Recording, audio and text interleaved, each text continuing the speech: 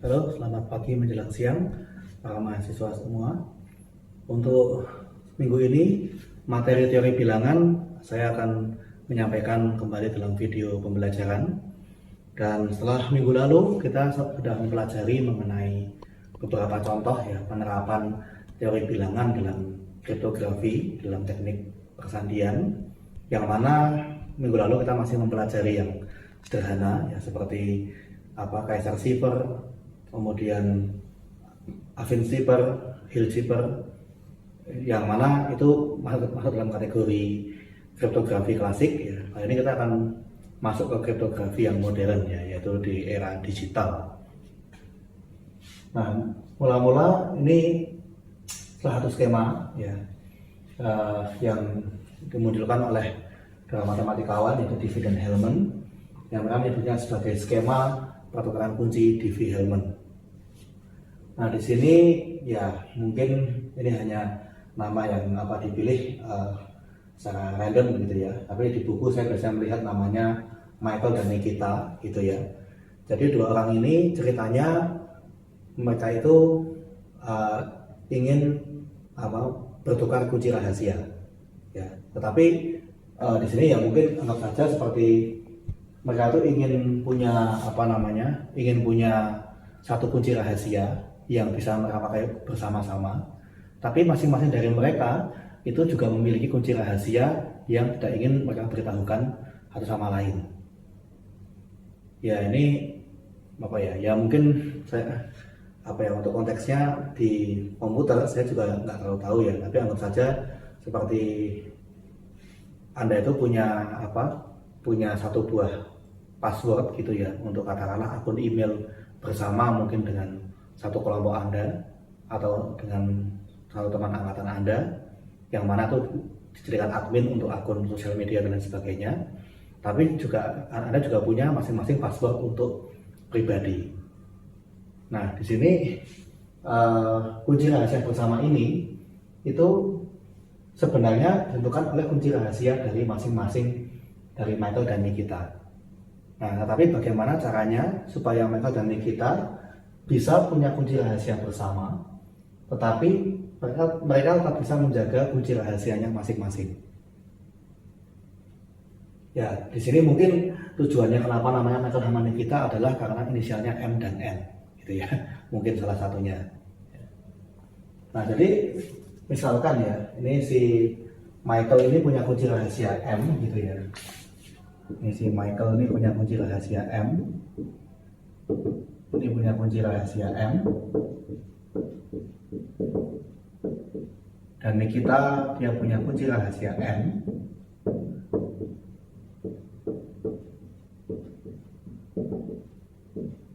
Lalu mereka ingin punya kunci rahasia bersama yang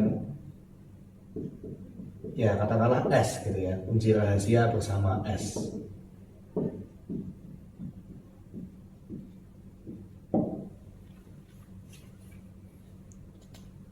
Nah, di sini muncul pertanyaan ya, karena di sini mungkin mereka menggunakan kunci rahasia ini untuk sesuatu yang memang merupakan kepentingan mereka bersama.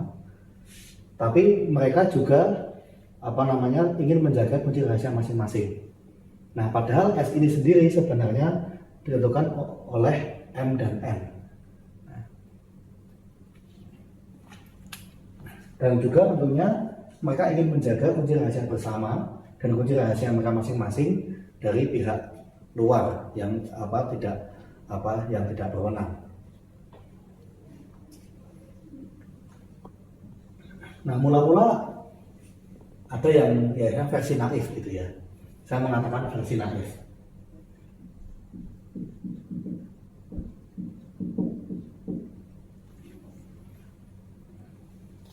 Nah, pertama mereka punya suatu bilangan prima P gitu ya. Jadi mereka memilih sebuah bilangan prima P ya. P suatu bilangan prima. Lalu kemudian G itu suatu bilangan yang lebih besar daripada 1 dan lebih kecil dari P. Lalu kemudian dari Michael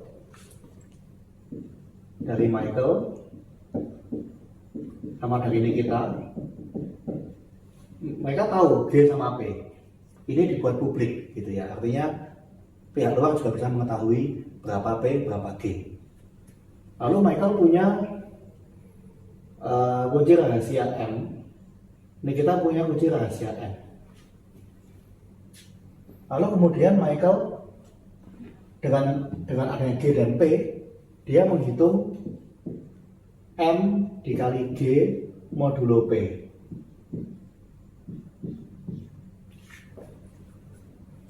Dan kita menghitung N dikali G modulo P. Nah, harapannya adalah dengan mengalikan dengan G ini bisa menyamarkan kunci rahasia masing-masing. Lalu kemudian si Michael memberikan Nikita M kali G modulo P, sedangkan Nikita memberikan Michael N kali G modulo P.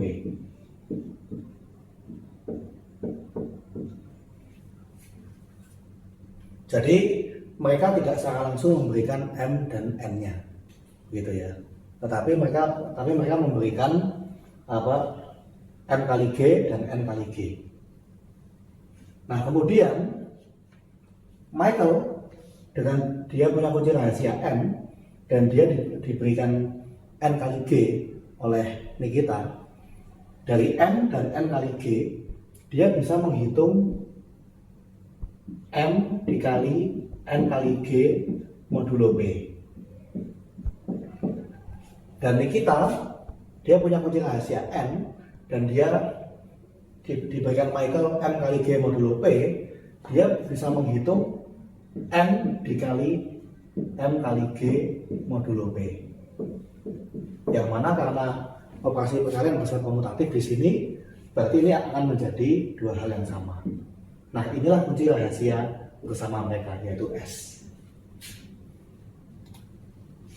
Nah, tapi yang jadi masalah di sini adalah oke, mereka memang tidak secara langsung memberitahukan kunci rahasia mereka, ya, tapi sudah dikalikan dengan G. Tapi di sini P dan G ini sifatnya adalah publik. Ya. Jadi P dan G ini bersifat publik.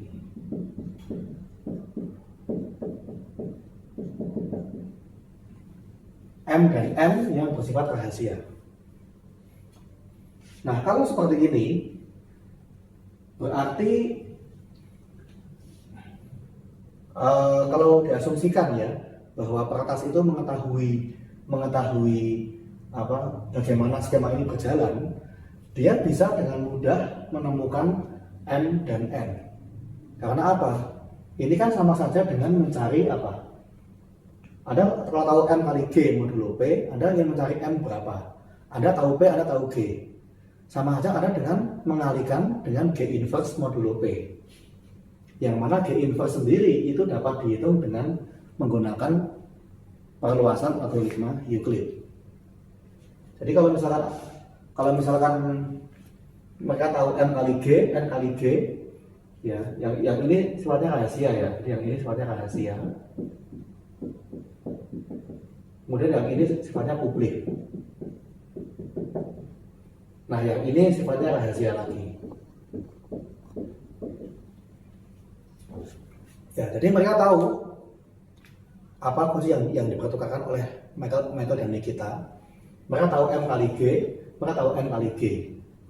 Nah, untuk menemukan M dan N bagaimana? Ya, berarti dengan mengalihkan dengan G inverse, ya kan? G inverse modulo P, inverse perkalian dari G modulo P. Mereka akan menemukan M dan N.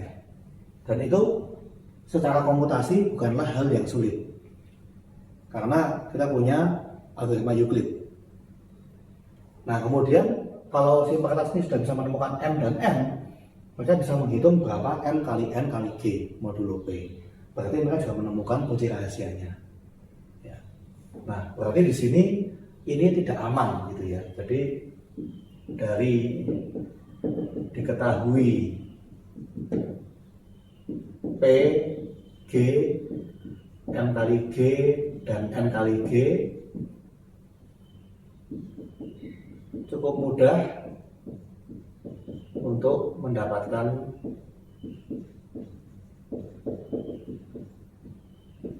M dan N. Jadi kita bisa mengatakan bahwa skema ini tidak aman. Berarti kita bisa mengatakan ini tidak cukup aman.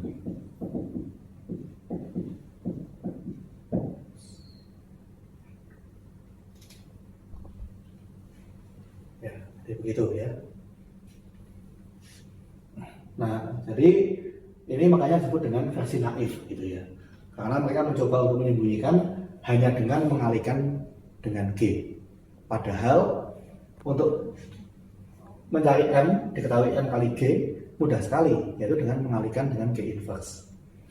Nah, akibatnya ya skema ini akan dapat dengan mudah untuk dibongkar.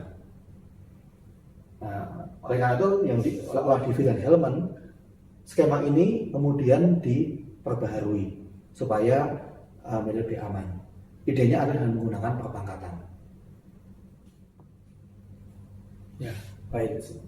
Sekarang kita lihat bagaimana hasil istilahnya ya hasil pembaharuan ya dari Diffie dan Hellman untuk pertukaran kunci seperti yang tadi didemonstrasikan antara Michael dengan Nikita. Masih sama ya idenya tadi. Kalau ide tadi yang versi naif itu kan mengalihkan dengan suatu bilangan G, di mana G itu adalah suatu bilangan yang lebih kecil daripada suatu bilangan prima P. Nah, di sini karena perkalian itu cukup mudah untuk dapat dibongkar dengan perluasan algoritma Euclid. Nah, sekarang kita mencoba untuk menggunakan perpangkatan. Masih sama ya, P suatu bilangan prima dan kemudian G suatu bilangan yang lebih dari 1 dan lebih kecil dari P.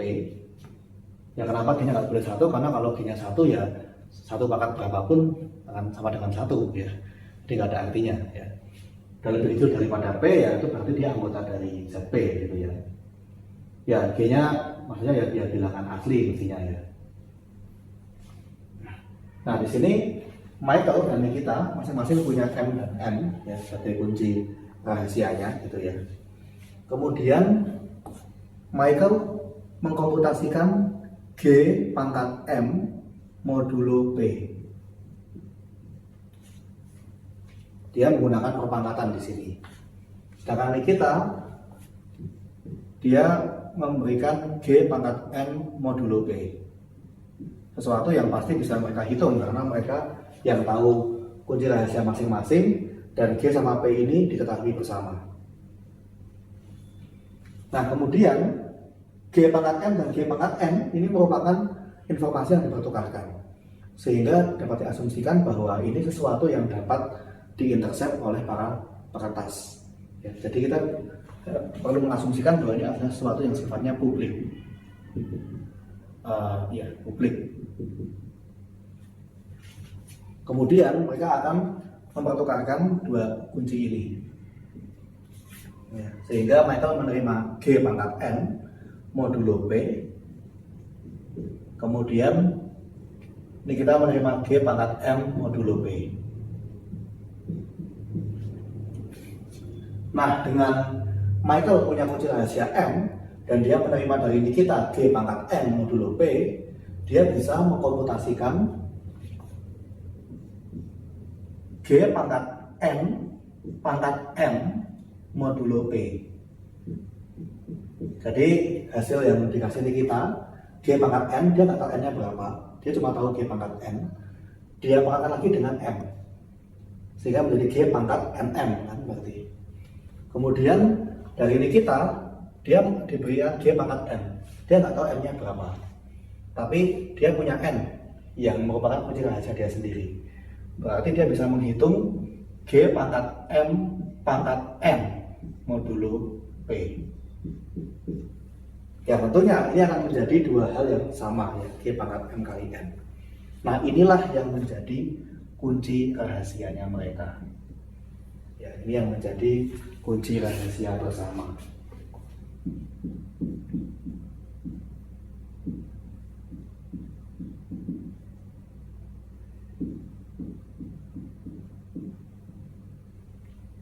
Ya. Ya, jadi di sini sebenarnya idenya mirip dengan versi naif tadi, tetapi bedanya adalah bahwa di sini yang digunakan adalah perpangkatan. Ya.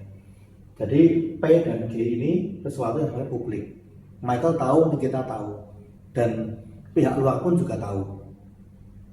Dan di sini kita berasumsi bahwa pihak luar yang nggak bertanggung jawab, pihak peretas hacker itu, dia itu tahu bagaimana skema ini dikerjakan. Dia tahu bagaimana algoritmanya bekerja.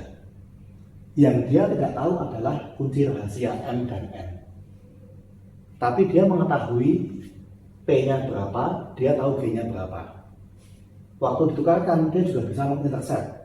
Dia juga tahu G pangkat M berapa, G pangkat N berapa. Tapi dia tidak tahu berapa M dan N.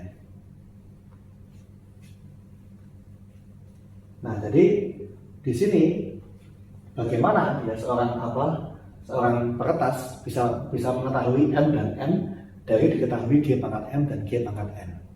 Itulah yang menjadi tantangan buat dia. Mungkin saya berikan sebuah contoh ya supaya kelihatan angka-angkanya gitu ya. Contoh ya.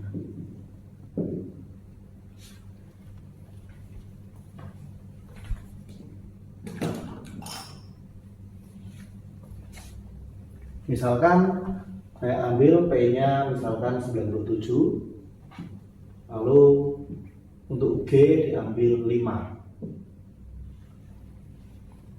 Ya, di sini saya bermain dengan angka yang kecil dulu, karena tentunya kalau angka yang besar juga tidak bisa langsung dikomputasikan. Tentunya dalam konteks ini P ini bilangan prima yang cukup besar ya. Tapi untuk ilustrasi saja saya mengambil P-nya 97. Lalu G-nya 5, ya ini ya saya mengambil satu bilangan di antara 1 dan 97. Lalu misalkan saya punya ya Michael tuh punya 95 sebagai kunci rahasianya. Lalu ini kita punya 31 sebagai kunci rahasia. Ya, ini kunci rahasia.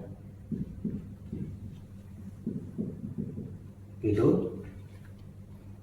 Dan ini hanya Michael yang tahu M dan Henika yang tahu N ya, kalau dalam konteks ini. Lalu kemudian berarti nanti Michael mengirimkan kepada Nikita G pangkat N ya, yaitu 5 pangkat 95 modulo 97. Yang mana ya ini saya langsung saja ya, ini saya tulisan hasil akhirnya ya. Ini kongruen dengan 39 modulo P. Kemudian G pangkat N ini adalah 5 pangkat 31, yang mana ini akan kongruen dengan 7 modulo P. Nah, sehingga ya ini G pangkat M ini berarti yang dikirim oleh Michael kepada Nikita. Dan yang ini yang dikirim Nikita ke Michael.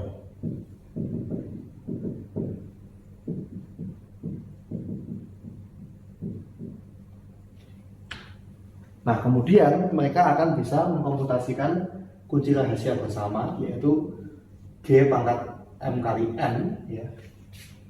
Yang mana nanti ini akan sama dengan ya, ini akan kongruen dengan 39 pangkat 31 modulo 97, yang akan sama juga dengan 7 pangkat 95 modulo 97, yang mana juga ini nanti akan sama dengan 14 modulo 97.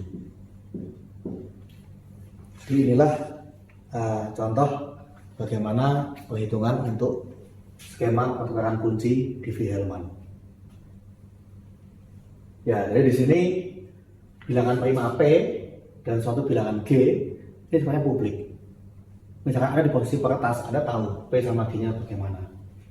Lalu Anda tahu bagaimana Michael dan Nikita akan mempertukarkan kuncinya. Nah, di sini M, kunci rahasia Michael 95, ini dalam skema ini hanya Michael yang tahu. Nikita bahkan nggak tahu berapa M, apalagi pihak luar. Dan Nikita punya kunci rahasia 31, hanya Nikita yang tahu dalam skema ini. Michael pun nggak tahu. Lalu kemudian Michael nggak memberitahukan 95 kepada Nikita. Yang dia beritahukan adalah 5 pangkat 95 modulo 97, yaitu 39. Jadi Nikita ini hanya mengetahui 39. Dia nggak mengetahui 95-nya. Demikian pula Michael dikasih Nikita angka 7. Dia tahunya 7 itu adalah 5 pangkat sesuatu. Tapi dia nggak tahu berapa sesuatunya itu. Jadi di sini Michael dan Nikita sama-sama sudah berhasil menjaga rahasia masing-masing. Karena yang diberitahukan hanyalah hasil pepangkatannya, bukan pangkatnya. Tetapi hanya dengan modal ini mereka bisa menghitung kunci rahasia bersama.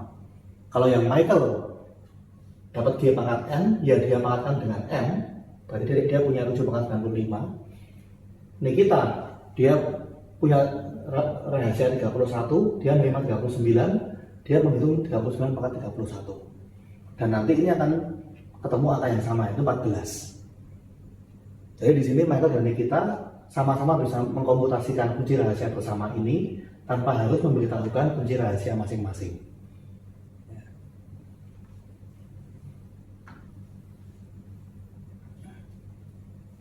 Ya, jadi kira-kira seperti itu ya. Dan mengapa ini disebut aman gitu ya? Anda bayangkan, misalkan ini Anda di posisi Anda pihak luar yang ingin mengetahui kunci rahasia dari Michael dan Nikita. Anda tahu bagaimana skemanya berjalan, Anda cuma tidak tahu kunci rahasia ini. Jadi Anda di pihak peretas, Anda tahu P-nya berapa, tahu G-nya berapa, Anda juga bisa menyadap kunci yang dipertukarkan, tapi Anda nggak mengetahui M dan N. Nah, sekarang saya tanya, seandainya Anda tidak mengetahui M dan N ini, ya, misalkan Anda tahu bahwa 5 pangkat M itu akan kongruen dengan 39 modulo 97. Lalu 5 pangkat N itu kongruen dengan 7 modulo 97. Nah, bagaimana Anda bisa menentukan M dan N kalau Anda hanya tahu informasi ini?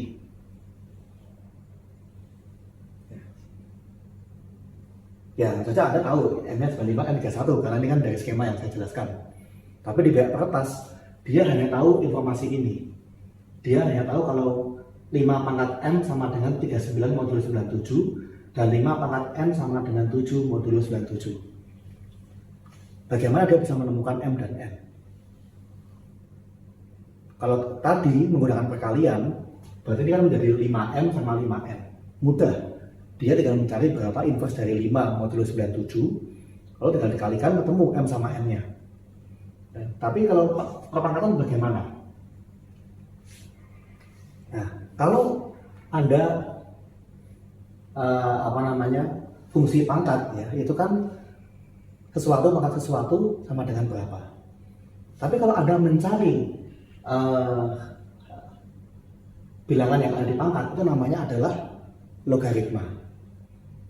Nah, di sini muncul yang namanya masalah logaritma diskrit.